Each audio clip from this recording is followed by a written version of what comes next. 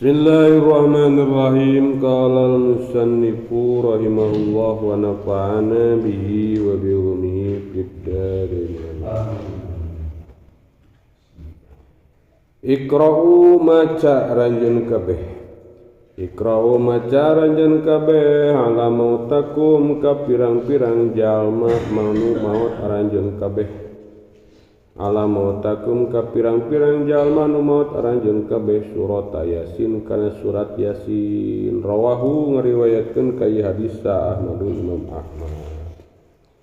Pidawuh Kanjeng Iqra'u ala mautakum surat Yasin. Baca ku aranjeun kabeh ka jalma-jalma nu maut ti aranjeun kabeh teh kana surat Yasin. Maksudna ayeuna Kanjeng ala mautakum teh ditafsiran ayeuna ku Imam An-Nawawi wal muradu bihi dimaksud ku kecap mautakum teh nyaeta al muhtadirun. Jadi lamun diartikeun maikro ala mautakum surat Yasin teh lain urang kudu ayeuna maca kanu maot surat Yasin lain. Tapi ketika aya anu muhtadirun musakarat muhtadirun teh aya jalma aya rek maut sakarat aya alladina qarabul mauta muhtadirun teh jalma-jalma anu deukeut rek maut tabacakeun Yasin. Ketika aya jalma sakarat erek maut baca ku urang di dinya Yasin atanapi tabarok al-mulk kitu. Lamun Yasin mah lima fihi min tahfifi sakaratil maut ngababarikeun ayeuna sakaratul maut kitu. Lamun aya jalma ayeuna sakarat ku urang ayeuna dibacakeun Yasin, insyaallah sakaratna bakal ayeuna jadi ringan. Kaluarna roh bakal babari gitu. Berkat ayeuna surat Yasin. Sebab ngaran jalma rek baot mah eta teh ripuh. Ripuh kacida kitu rek nu maot teh gitu. Bari jeung ayeuna komo lamun carita maot mah nyerina teh leuwih-leuwih tibatan nyeri urang ayeuna kaayaan hirup di dunia. Di dunia mah nyeri paling lamun nyeri suku-suku nu nyeri. Nyeri sirah cenah, sirah nu nyeri. Nyeri beuteung nu nyeri. Tah ari ayeuna sakaratul maut mah dicabut nyawa kabeh anggota badan ngarasa nyeri.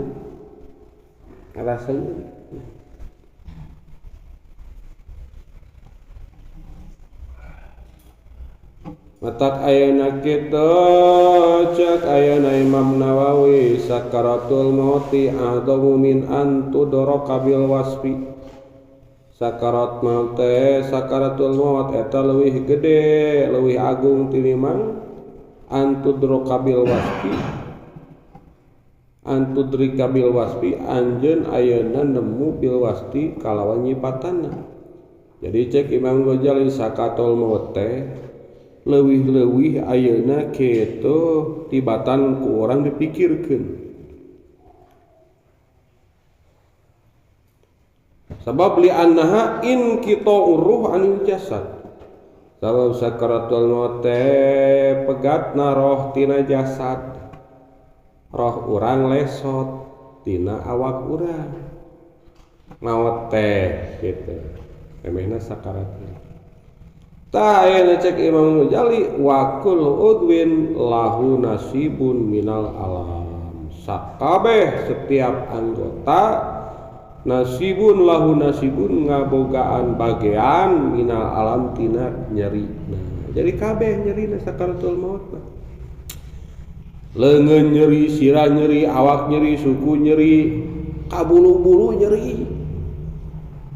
Nyeri sakaratul maut kitu. Kabeh anggota ngarasakeun nyeri. Gitu. Lamun urang dibacok sirah nyeri.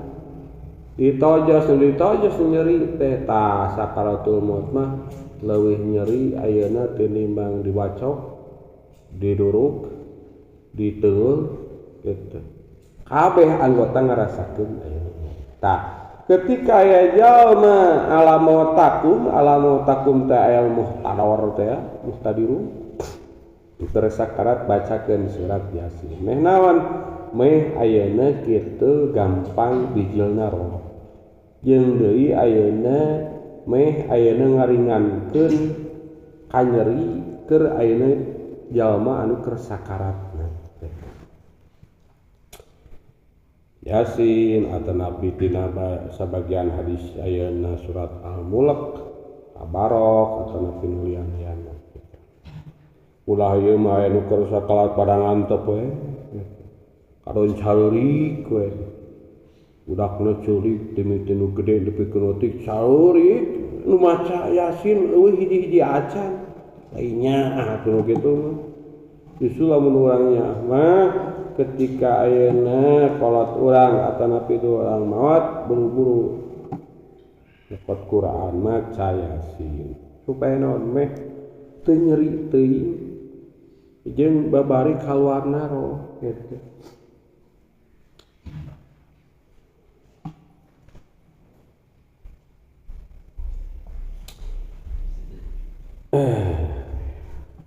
Sebab tina surat Yasin teh pan ari surat Yasin teh qalbul Quran, hatena Al-Quran. Ngaran hate atau jalema teh diantarana anggota badan awak anu paling penting teh hate.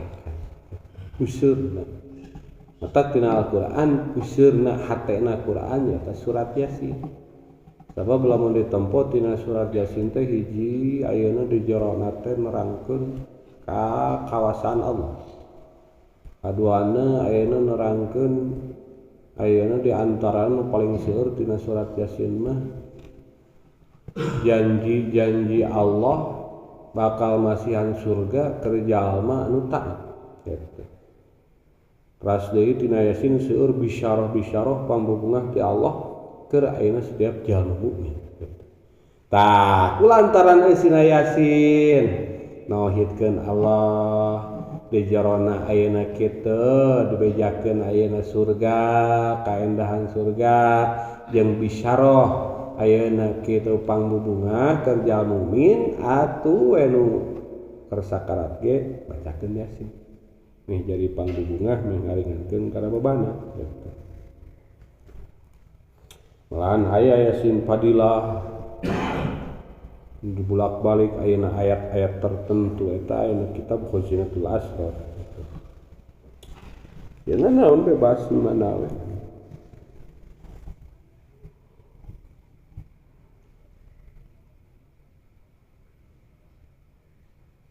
Jadi maksudna ikrau alamotakum surat Yasin teh lain ayeuna nu maot dibacakeun Yasin. Keur sakaratna cenah cek Imam An-Nawawi wal murad bihi al muqtadirun ay alladzina qarabul mauta lima fahimi tahbi sabatul maut. Sabab cek Ibnu Qayyim cenah walam yasbut alan nabi sallallahu alaihi wasallam annahu kana yaqra Yasin alal mayyit ba'da mauti. Sebab teu kantos cenah ayat ketetapan keterangan ti Kanjeng Nabi maca ngaos surat Yasin ka mayit satos ngantunkeun. Ora teh aya nu maot heuge Kanjeng teh nyana Quran atawa nabi ngaos Yasin ti eta nu maot teh teu aya tina hadis tina nama lagi. Nyawe ku para ahli hadis alamautakum teh aya muhtador atawa nabi muhtadirun anu nuju sakarat. Eta cenah urang osok lamun tahlilan kadang maca Yasin heula eta mah beda deui gitu, beda deui. Kana anu maksudna ieu hadis mah takum teh anu ayeuna menuju sakarat gitu. Mata cek Imam Asy-Syaukani wal hadisu ya dulu ala istihbabi qiraat Yasin indal muhtadir. Ieu hadis nuduhkeun disunatkeun maca Yasin keur jalma anu keur sakarat. anu sakarat pasti khawatir teh lamun ayeuna lila mah kurang-kurang sok aya nu babari aya nu hese gitu.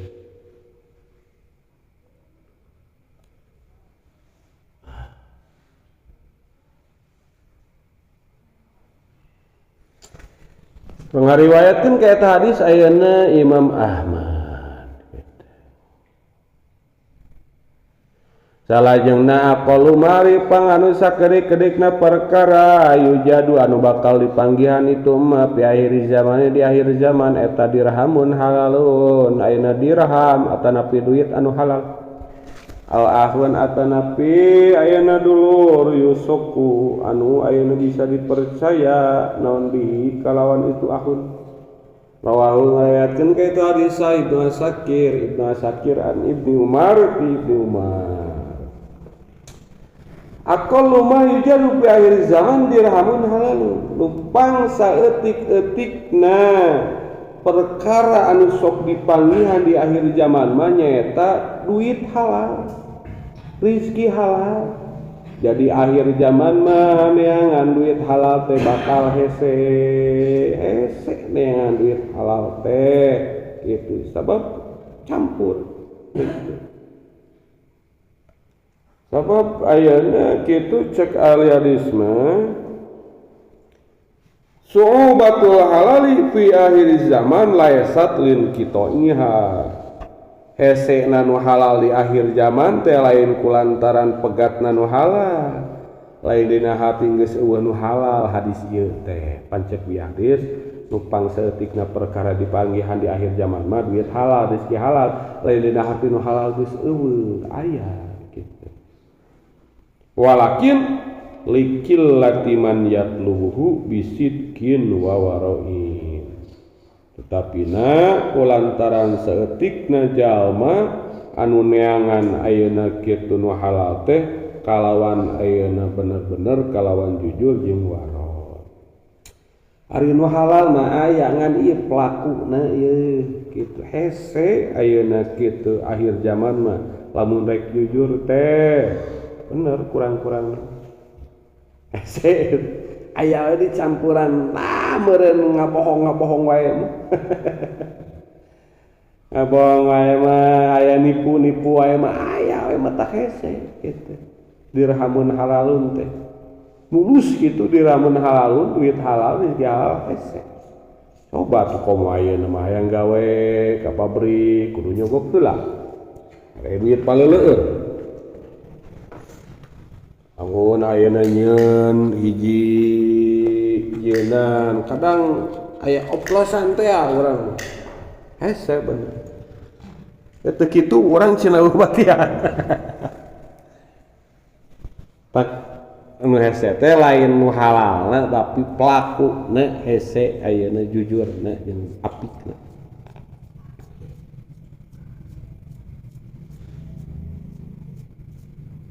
ari cek Imam Munawi mah ae annal mala yahtalitu fihil halal bil haram. Jadi harta akhir zaman mah bakal campur antara halal jeung haram. Sebab duitna cenah geus mungkin ayeuna kitu nu katampak ku urang teh si A, si A teh meunangkeun duitna teh mungkin geus campur jeung haram. Mungkin menang nipu, menang ngadolim, bukan geus campur we hese gitu. Jeung deui wan nasu taqilu fihil amanah, jeung manusia saeutik anu amanah cenah.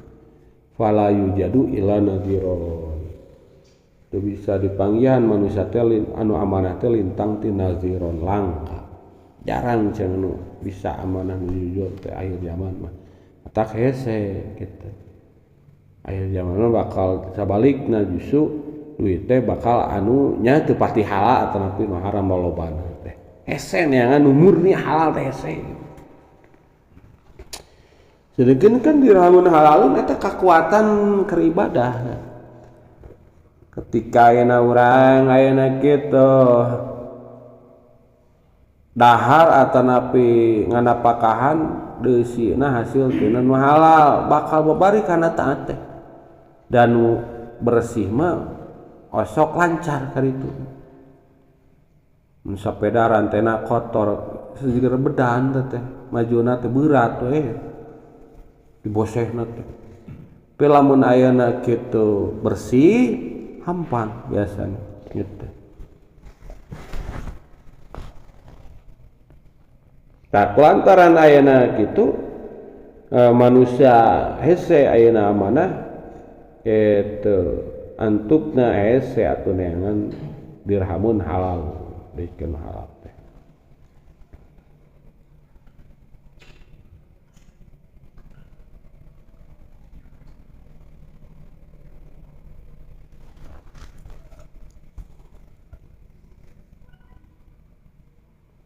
Ari mucak ayeuna dawuh Imam Ghazali mah idza fasada damamu lam yubalin nasu min aina akhadul mala wala ma'aman yu'amilun gitu. Ketika ayeuna zaman geus ruksak manusia teh moal paduli manehna meunangkeun harta jeung manehna ayeuna bermuamalahna jeung saha. Penting memenang duit campur nipu ge ayeuna bae lah, campur haram ge bae.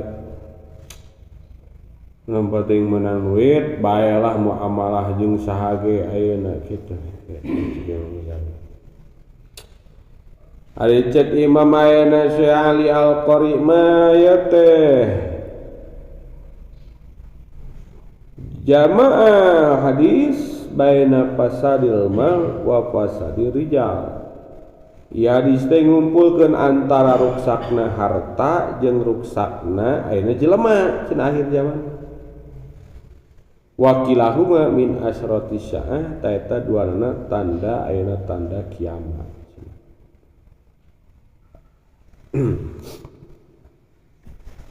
Jadi ahun yusakubi kaduana dulur anu ayeuna bisa dipercaya hese anu bisa dipercaya teh obana aya nipuan aya hianatan gitu anas kurang dipercaya manehna ayeuna kitu teu memuaskeun urang pohna teu akur jeung kahayang urang saeutik ca akhir zaman duit nu halal babaturan atau napi jelema anu bisa dipercaya gitu.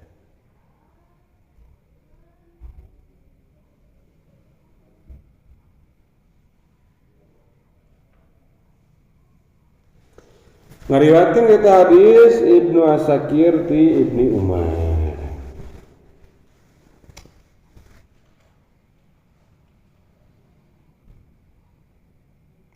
Salajengna akbarul kabairi arifan gede-gedena pirang-pirang dosa gede tal isyraku billahi musyrik ka Allah nyekutukeun Allah. Waqatlun nafsi sareng maehan awak-awakan wa uqul walidaini sareng ayeuna milaraan indung bapa.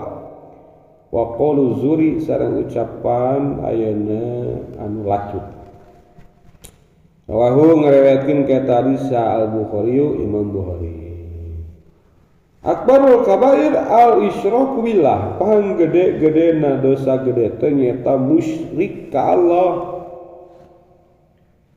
Jadi musyrik ka Allah mah panggede-gedena dosa gede. Dosa nu panggede-gedena eueuh deui tandingna musyrik ka Allah gitu. Nah, sabab geus teu sesuai ayeuna jeung fitrah urang dijieun ku Allah. Allah ngadawukeun ayeuna wa ma khalaqtul jinna wal insa illa liya'budun kitu. Allah ta'budu illa iyyah ibadah teh kudu ka Allah. Ieu ibadah teh nyembah teh percaya teh kadon ka tatangkalan. Kadon ka makhluk sejen, kadon ka ayeuna batu ali, kadon ka panon poe. Berarti geus teu sesuai tah. Jeung ayeuna purwadaksi urang dijieun ku Allah supaya ibadah. Matak panggede-gedena dosa. Sedengkeun ayeuna kitu ngaran musyrik mah la julmun adim kan. Kadoliman anu kacida poharana. urang nipu dolim, urang ayeuna kita neungeul batur ngadolim. Tah aya nu panggedena eta musyrik, asyirku billah, al isyraku billah, matak dosa nage.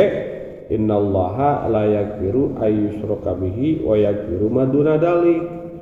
Dosa salian musyrik ku Allah dihampura, tapi lamun ayeuna dosa musyrik ku Allah mah teu dihampura. Nah, sabab akbarul kabair. Gitu. Jeung deui bakal dilebur we sakabeh amalan kataatan teh ku musyrik mah. Atuh ke di akhiratna moal bisa asup surga. Tak cek saya menawi mah taqdimu syirki li'annahu ifsadun fil asli.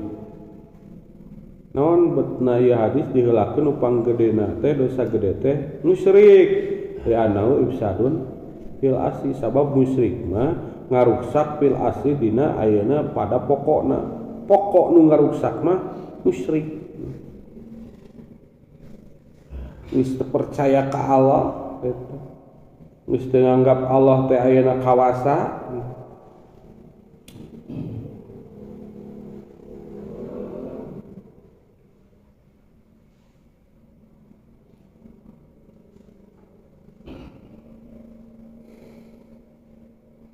Kaduana aya waqatlun nafsi, maehan jelema, maehan awak-awakan jiwa.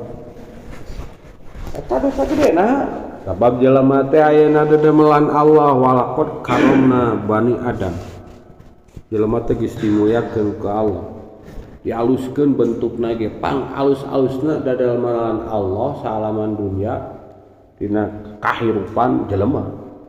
Semal aya tanding unikna jelema jeung rumitna jelema cek Imam Ghazali. Komo jaringan-jaringan ti jero urang saraf darah karitu teh. Pang alusna geus dimuliakeun ku Allah didesain eta. Kari-kari ku urang dipaehan. Nah, dosa gede. Sebab ku Allah geus dialus-alus, di pernah tempat-tempatna ieu rupanon dibere nyawa gitu. Ieu ayeuna teu paehan dosa gede. Wala taqtulun nafsal lati harramallahu illa bil haq. Ari nu hak mah teu naon. Ngabunuh bawana teh kafir keur perang, ieu mah ngabunuh aya nu muslim pada muslim teu meunang tanpa hak. Teras deui wa uququl walidain milaraan ayeuna indung bapa nganyerihatikeun kolot kitu. Kolot mah ulah carita ieu ku nyebut wae kan upin gitu. Bikeun ka teu meunang gitu. Sabab gede jasa, nah sabab jadi wasilah kana ayana urang di alam dunia kolot. Coba lamun eueuh kolot mah urang teh aya wasilah ayana kolot pagawean kolot aya urang. Atuh ieu dinyenyeri ku urang, ayeuna kitu teu apal belas jasa gitu. Sakitunya anak ka urang, air susu dibalas dengan air tuba. Matak ridallah fi ridal walidain, sutullah fi sutul walidain. Kumuliaan kolot nepikeun karidoan Allah disandingkeun jeung karidoan kolot. Ketika kolot orang ridho, Allah ngerido. Kolot teu ridho ayeuna Allah ayeuna teu ridho. Kolot ayeuna nyeri hate seolah-olah gitu Allah ge nyeri hate. Disandingkeun ka kolot. Nah, pan wasilah urang aya.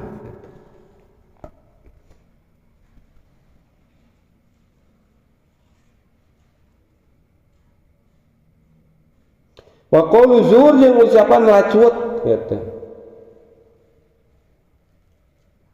Al-qaulu zur teh cek Imam Nawawi mah qaulu zur teh al-kadibu al-muta'ammadu bisyahadat.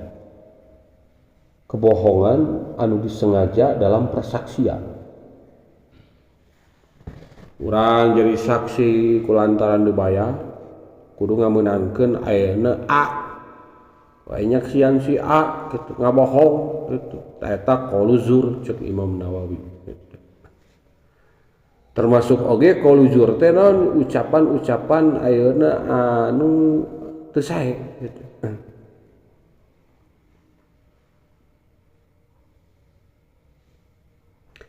Matak cek Syekh Qurtubi mah cenah jama hada hadis baina hukukillah wa hukukil ibad. Ieu hadis teh ngumpulkeun antara hak Allah jeung hak hamba. Hak Allah kudu dipangerankeun dan sebagai pangeran Tuhan matak urang kudu ibadah. Atuh hak manusia ulah dipaehan ulah didoliman mun kolot ulah dinyenyeri gitu. Maksudna ya teh nyekot tina mafhum mukhalafah.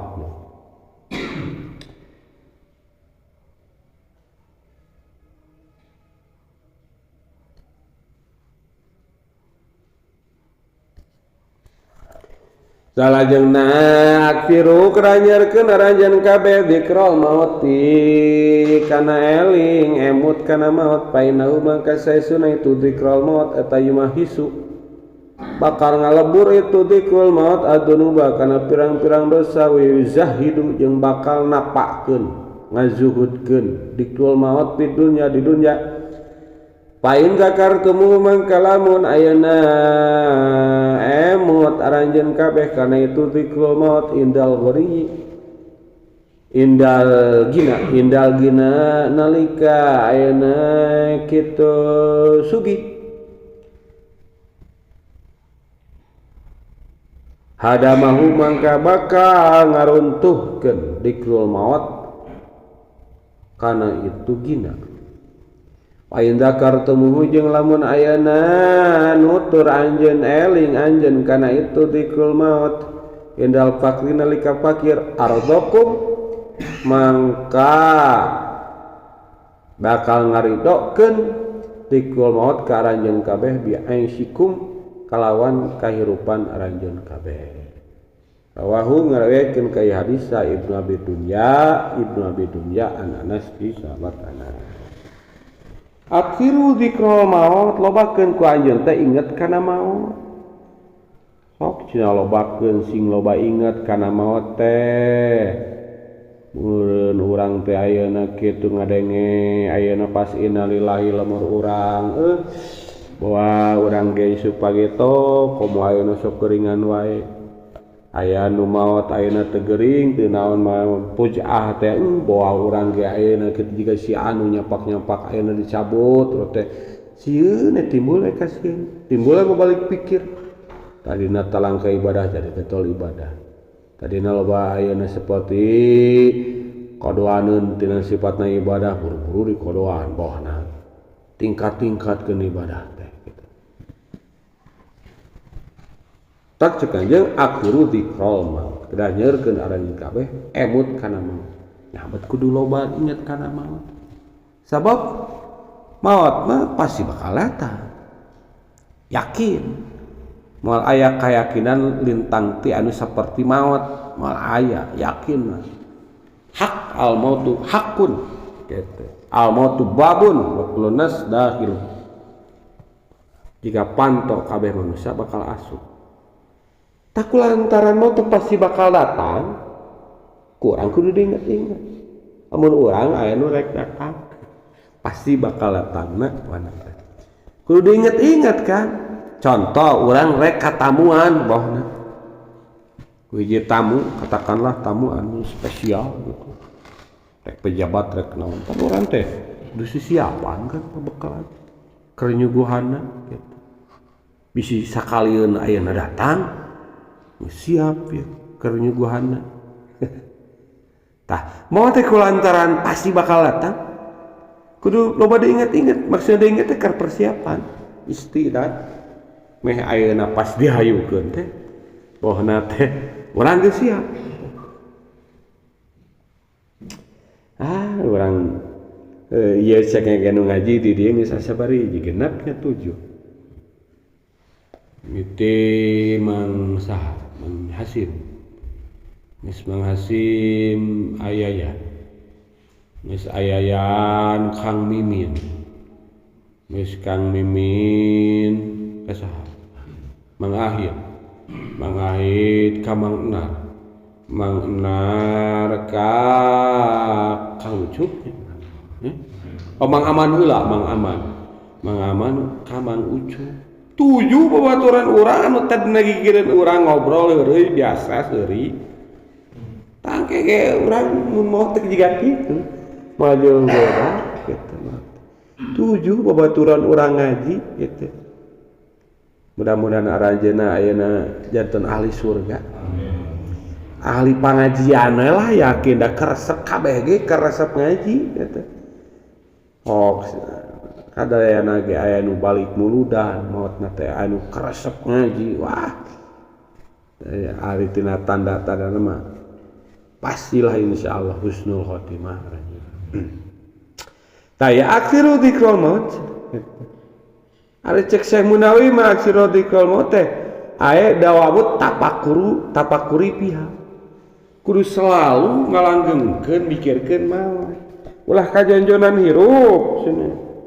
Sekali-kali malah biasana urang sok ulin ka sisi pantai. Ulin ka gunung, ka tempat-tempat indah coba sekali-kali mah dzikrul maut ulin ka kuburan, ari jarah. Atanapi atuh sakalian ayeuna bari ulin atuh jarah bohna teh amana ka Wali Songo teu kudu ka Wali Songo ge teu boga duit kan deukeut teh ka kolot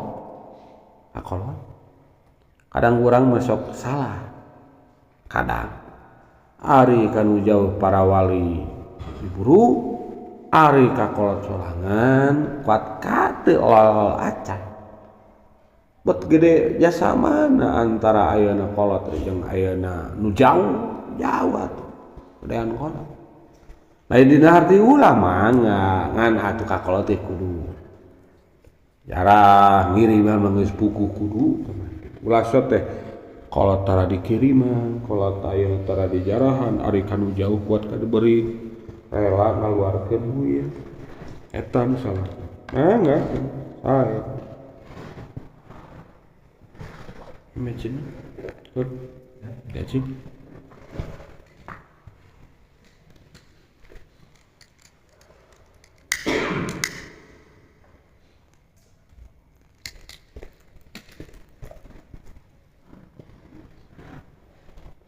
dago-dago teh ku kolot kiriman doa budak ahli kiriman sedekah ahli komo lamun seuk budak teh maju usahana teh cek bahasana kadakoi cenah dengeuna kadengeuna cenah budak teh keur maju usahana tapi cenah ngirim cenah ka urang berarti ngadago-dago ngarep-ngarep tak nya tuh jumaah yasin gitu atuh sedekah boga milik niat sedekah gitu keur kolot gitu menghubungan.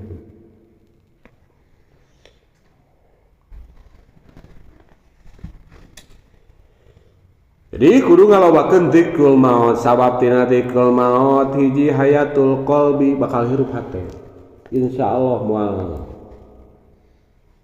non apeng-apengan teuing ayeuna di dunya teh ari inget kana maut mah heuh ari apal bakal maut mah meureun santeunna piraku we apeng-apengan gitu kaduana qatul goflati bakal megatkeun ayeuna goflah santeunna bakal bangkit urang berbenah diri aing mun terus kieu teuing ayeuna kumaha lamun ayeuna heug datang Israil nyabut nyawa ayo cenah berangkat kela cenah ado kela ibadah can getot can loba ayeuna kumaha megatkeun goplang keneh antukna ayeuna bakal persiapan istiqdad gitu terus deui dafiun lit taubat bakal masrahkeun molahkeun kana tobat kena bakal ngadorong kana doa kana tobat aing hirup cenah ieu aduh geus kolot loba dosa sok sieun aya sugeto dicabut nyawa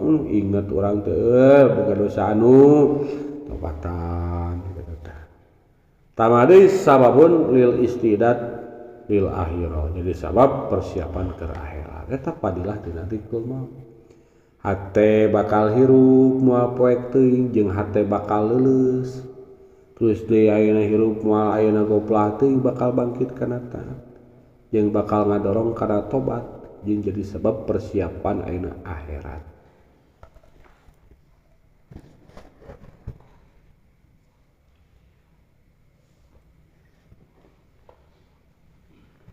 Ari ayeuna pidaho Imam Ghazali mah dzikrul mauti yuqassirul amala. Eling kana maut teh bakal mondokeun angen-angen moal loba angan-angan. Nah, boy supaya tu orang pae moal loba anu moal. Ari tu moal tu amal bahasa lempeng. Ari tu amal teh boga rasa bakal terus hirup bae di dunia tu amal. Takudikul maut mah yuqassirul amal. Gitu.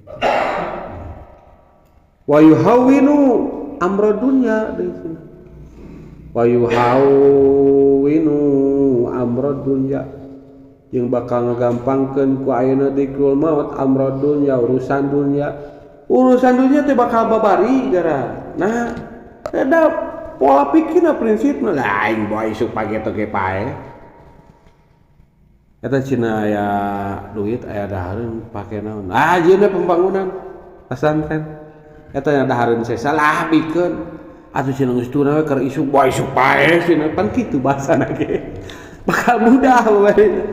Setiap perkara bakal babari we da. Nah boy supaya kitu pae kitu. Make jeung kudu riweuh.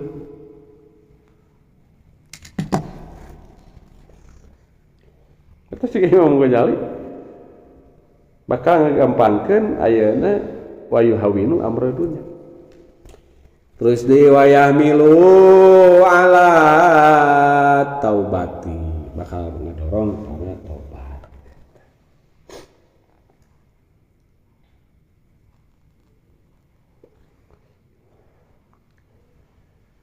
Eta tah padilah urang bakal ayeuna kitu.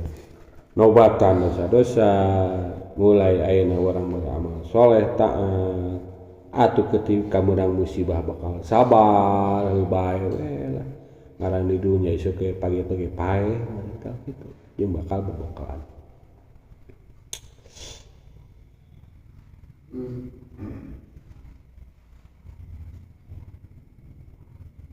Ada cek Imam Ibnu Qayyim cenah dzikrul maut tumitu syahawat fil qalbi cenah Ibnu Qayyim. Ingat kana paeh teh bakal yumitu syahwat, maehan syahwat fil qalbi hate. Syahwat teh kahayang.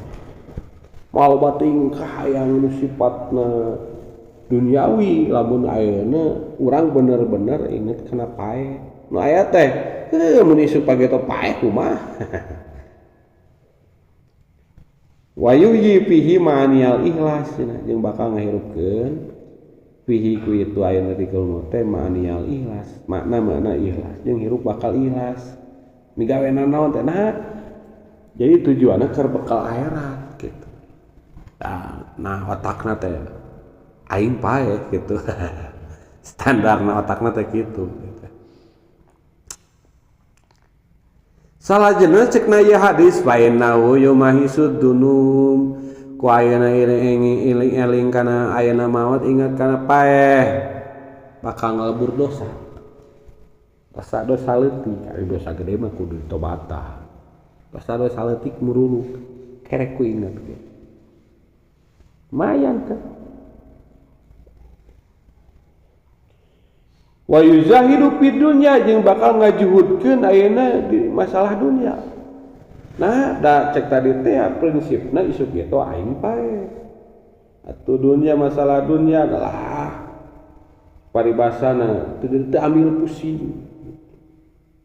Bat isuk wae bohna teh urang bakal pae bohna. Kali tinggalkeun dunia. Atak bakal ngajuhudkeun masalah dunia. Fa in zakartumu indal gina ada mau mangka lamun aranjeun ingat kana paeh teh nalika ayeuna sugih nalika jembar keur loba harta keur jadi pejabat luhur jabatan ukur sukses bohna heuge urang teh inget kana pae hadamahu tah bakal ayeuna kitu ambruk roboh eta ayeuna kudikul moh teh eta gina urang loba harta inget kana pae aing harta ya bakal pae bakal ditinggalkeun da ujung-ujungna mah antukna naon tah imbasna aing teh kudu bebekalan keur kahirupan saterusna sabab kan maot teh ngan saukur ayeuna hiji gerbang untuk menuju gerbang keabadian hiji mata dibasakeun al mautu babun pantok dari roh urang mah teu maot kan urang bakal kerek nyorang teh urang mah alam rahim alam dunia kerek dua alam can alam ayeuna kubur alam barzah terus alam kaditu nah akhirat encan eta mah abadi kaditu ayeuna urang teu abadi di dunia nah pan kena kumaha kaditu abadi atuh rugi ketika jalma keur berpikir milih ayeuna nu teu abadi ngalesotkeun ayeuna anu bakal abadi antukna berkat dikul maut bakal istiqdat teh persiapan gitu.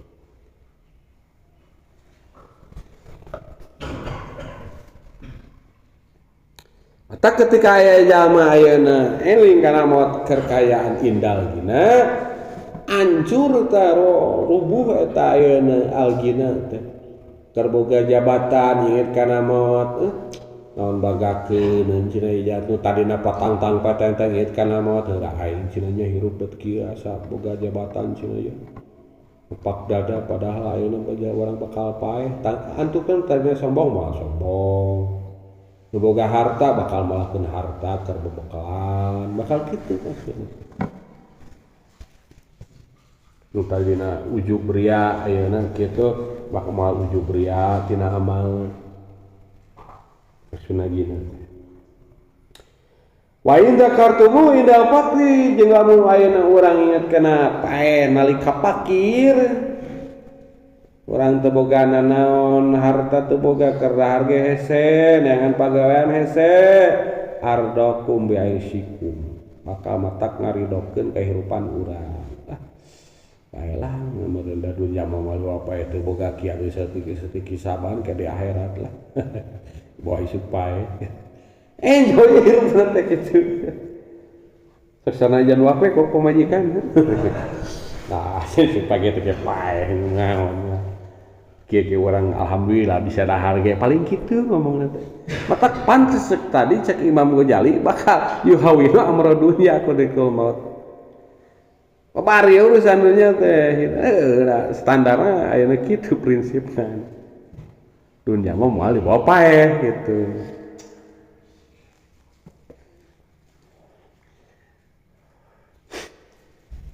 rawahu kayakeun ka hadis Ibnu Abi Dunya ti ayeuna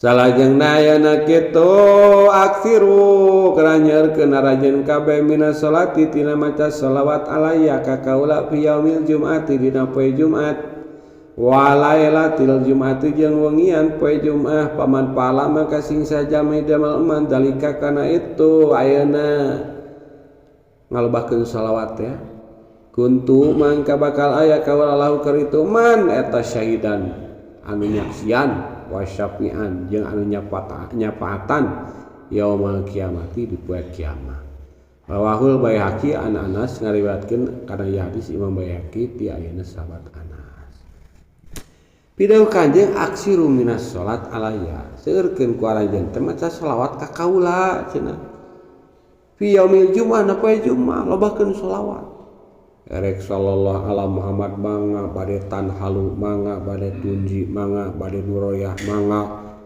naon wae lah lobakeun shalawat mah kitu komo ayeuna pas poean Jumat eta leuwih hebat leuwih spesial sebab poe Jumat mah sayyidul ayyam gustina pemimpinna pirang-pirang poe gitu. Non sababna ayeuna kitu cek Kanjeng kedah nyeurkeun shalawat teh dikhususkeun teu kieu lobakeun tiap poe henteu tapi poe Jumaah we cenah lobakeun mah atuh selain poe Jumaah mah bae teu loba ge sabab cek ayeuna Syekh As-Sahawi li syarofihi sabab kulantaran mulyana poe Jumaah mulia poe Jumaah mulyana poe Jumaah fihi khuliqa Adam Nabi Adam didamel poe Jumaah wa fihi udhilal jannah Nabi Adam lebat ka surga dilebetkeun ka surga poe Jumaah wa fihi ukhrija minha Nabi Adam dikeluarkeun ayeuna ti surga poe Jumaah keneh wala taqumu sa'a illa fil Jumaah nya kitu dengke kiamat oge bakal poe Jumaah tak sebut sayyidul ayyam. Ari cek ahli torekat mah matak poe Jumaah disebut ayeuna sayyidul ayyam teh sabab poean jamu ari jamu teh kumpul antara eta hamba jeung Gusti Allah jeung di lamun perkumpulan para wali eta poe Jumaah biasa sok karumpul para aulia teh sami eta oge poe Jumaah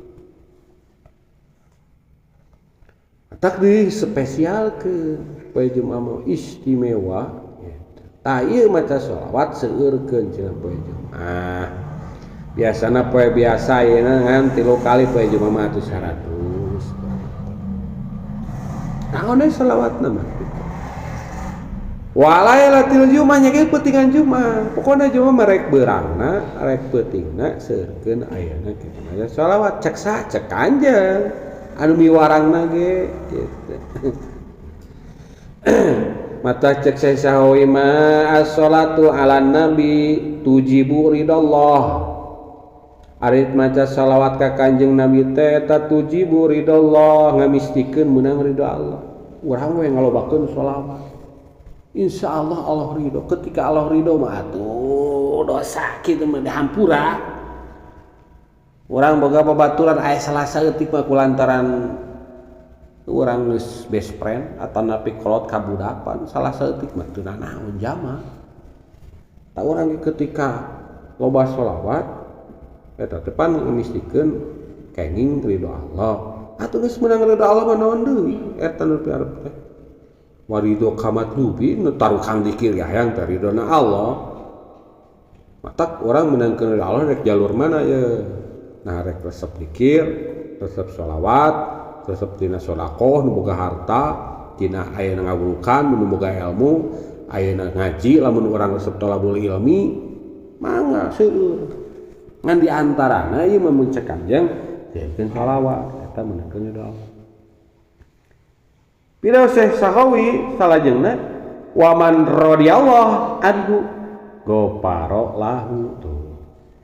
Ketika jalma ayeuna geus meunang ridona Allah kaeta jalma goparolahu Allah bakal ngampura cek paribasana dosa saudug-udug ge dihampura ku Allah amun geus meunang Allah berkat naon nganjarkeun maca sholawat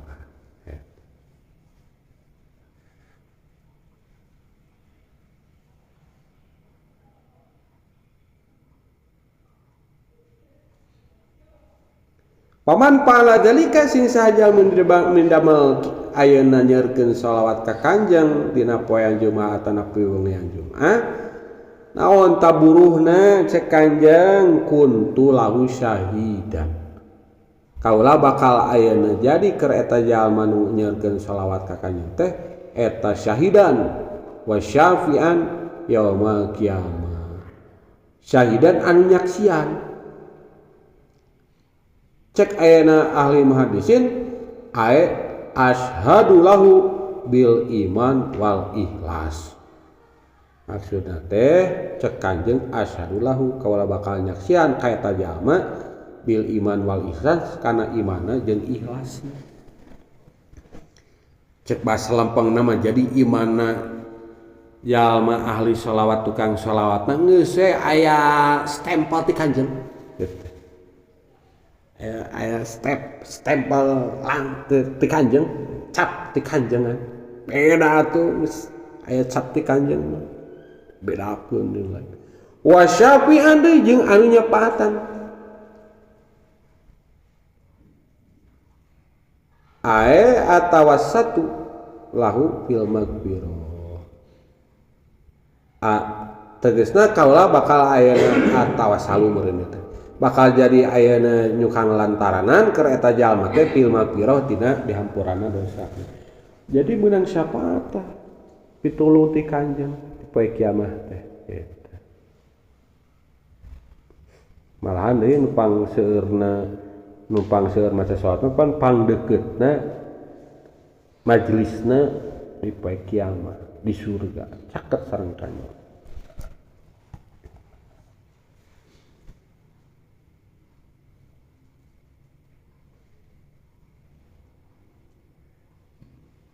Jadi ya mungkin aksiru ngarakeun ka hadis Imam Bayhaqi ti ayeuna Anas salajengna aksiru keranyeurkeun arayan kabeh as-salata kana maca sholawat alaya ka kaula fa inna sholatakum maka saesuna sholawat arayan kabeh alaya ka kaula teh eta magfiratun jadi pangampura lidunubikum pikeun pirang-pirang dosa arayan kabeh watlubu sareng nyubri arayan kabeh ilaya ka kaula teh darajata kana darajat wal wasilata sareng cukang lantaran wa inna wasilati maka saestuna wasilah cukang lantaran kaula inda rabbi mungguh pangeran kaula eta syafaatun lakum jadi syafaat keur arayan kabeh rawahu Ibnu Asakir anil Hasan bin Ali ngariwayatkeun ieu hadis Ibnu Asakir ti Hasan bin Ali masih kena nyaritakeun sholawat Pidau Kanjeng nah hadisanes aksiru sholat alaya keukeuh Kanjeng teh bakat punyaan. Nah, sabab apa? Umat Kanjeng mah lalemah iman, lalemah kataatan. Apa Kanjeng? Tak lantarannya mere solusi Kanjeng. Lobakeun cenah selawat, main ke ditulungan cenah ku urang mah kitu. Sabab cenah selawat aranjeun kabeh teh magfiratun itu jadi panghapus dosa dihampura dosa berkat orang loba maca selawat dosa-dosa orang dihampura eta tak selawat mah cek Syekh Menawi sababun limahwi dunub jadi sabab pikeun dihampurana dosa maca selawat tak yeun wirida resepna orang sholawat naon orang resepna sholawat muhabbat buat patih sholawat ayeuna mulai asal mah kudu aya we tiap poe teh maca sholawat teh kudu aya termasuk abdi mah kaitan anu sok dibaca teh nepikeun ka ayeuna di zaman masan teh nepikeun ka ayeuna alhamdulillah sholawat teh da baheula boga ijazah ti guru Jawahirusaniah eta udah dibaca tetar baca nu lain gitu geus ngeunaheun gitu ketika teu teh asa kumaha gitu geus dawam mah gitu tiap maghrib tiap subuh gitu tah urang ge mun ieu mah sok we gitu anu boga hasil ijazah eta teu aya salawat mubaku deh soalna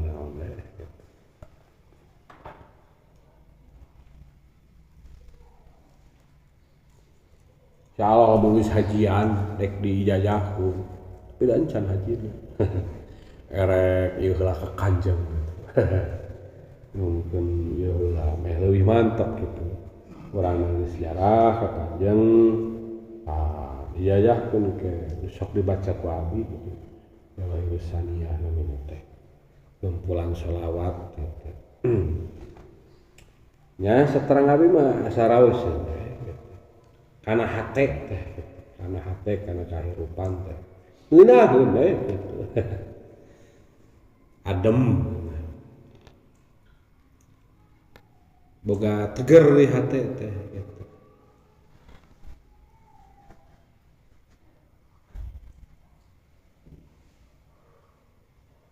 hiji ayeuna shalawat teh jadi magfiratun lidunubikum gitu tambi deui ayeuna kitu pidho Kanjeng watlubu ilayat darajah wal wasilah supri sina ti kaula teh darajat jeung cukang lantaran sok jadikeun Kanjeng teh sebagai wasilah cukang lantaran orang salamet di akhirat. Jadikeun ayeuna berkat Kanjeng teh wasilah orang luhur darajat. Ku cara kumaha nyeurkeun sholawat? Berkat urang nyeurkeun sholawat darajat urang jadi ayeuna luhur mulia munggu Allah. Baik di dunia anak keneh sok ditembongkeun ahli sholawat. Atanapi di akhirat lamun surgana ge darajatna teh luhur. Wal wasilah ta wasilah kitu keneh. Yeun ayeuna wasilah naon wae ge sholawat. Urang cenah rupak bola salah dunia ya teh geus sholawat geus Kanjeng Bang. Wal wasilah ta pangasana ge. Bisa lobakeun sholawat. Aya apa maksudan? Sholawat geus. Hayang payutana ku sholawat. Ngubaran nu geuring ku sholawat. Pokona mah Kanjeng teh, Kanjeng Nabi. Maca sholawat teh maksudna teh dijadikeun wasilah ku urang. Dikeun wasilah keur ngubaran, dikeun wasilah keur nyareatan. Kanjeng nyaurkeunna kudu hese-hese gitu. Keur doa teu katalalar.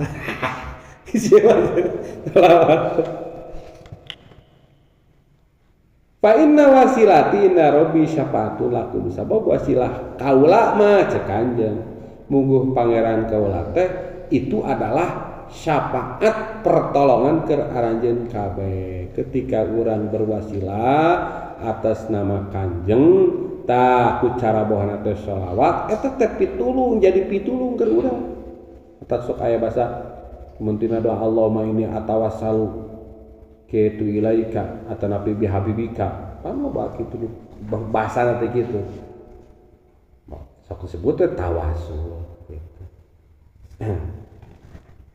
Tawasul teh tina wasilah gitu.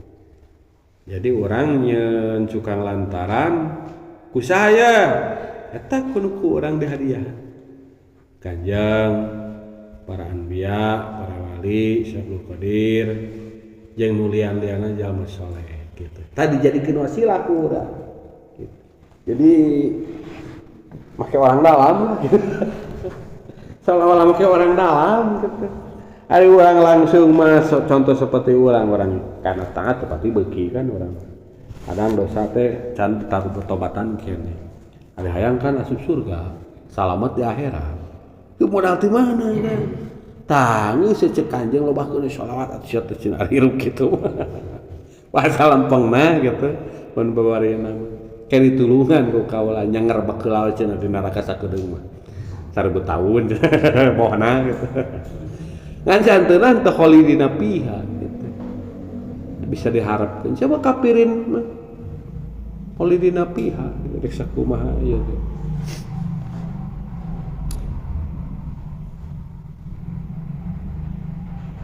Jadi Kanjeng bakal syahidan ila la darajata wal wasilata fa inna wasilati inna rabbi syafaatun lakum pantina saperina keterangan Kanjeng ngadawukeun salu Allah li al wasilata salu pek minta ranjeun kabeh mun urang ngadoa aya kahayang penta ka saha Allah ka Allah tapi cek Kanjeng li kitu kalawan kaula gitu.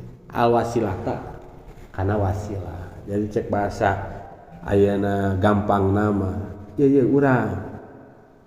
Pake we ngaran urang. Mun rek pun tapenta ka Allah mah. Kitu apa bahasa sompralna gitu. Matak urang seperti hadarat heula pasti pertama kali ka Kanjeng eta wasilah gitu. Sebab ari Kanjeng mah kan Habibullah kakasih Allah biasana ku ngaran kakasih kabogoh mah sok eleh urang boga kabogoh aya kahayang urang teu panuju ge kan sok elehan nya atuh sok mangga tah urang ge Kanjeng Habibullah urang ayeuna kahayang ka Allah mengatasnamakan kitu wasilah Kanjeng terus nyungkeun ka Allah santuna Allah teh aduh cenah we aya cap kakasih kaula cenah ya mungkin tina diselepan sholawat atanapi hadarat Insyaallah bakal ijabah atuh. Aya materai kanjeng.